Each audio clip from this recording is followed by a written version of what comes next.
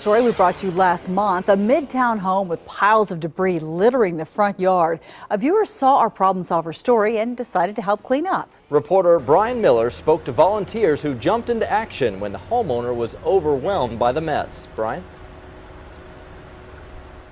Yeah, that's right. Now the city code inspections office here gets between 12 and 14,000 code violation complaints every year. Now that's leading to a backlog of about 2,000 cases. And while the city does what it can to help homeowners in need, it's volunteers who are really making the difference.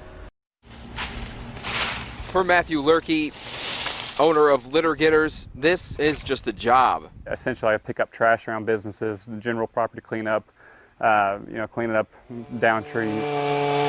But it's what he's able to do for others through his company that shows his true passion. I was noticing different areas around Tulsa, whether they be like homeless site camps or whether they be, a single mom or a widowed individual.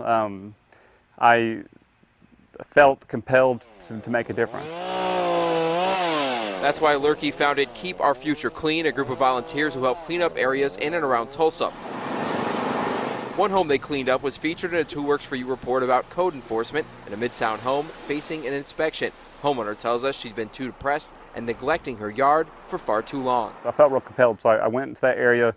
I met up with the city inspector, and we did a 3-day work cleanup for her front yard. So it was quite a bit of work.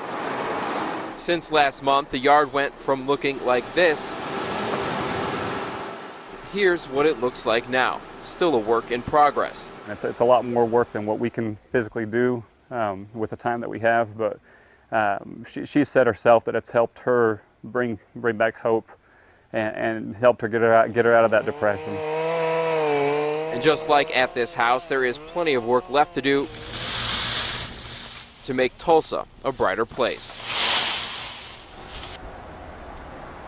And that homeowner did reach out to me via email after the first story that aired last month about this. Now, she told me she was battling depression and just could not get out of the house to clean up her yard. Now, reporting live in downtown Tulsa, Brian Miller, Two Works For You. All right.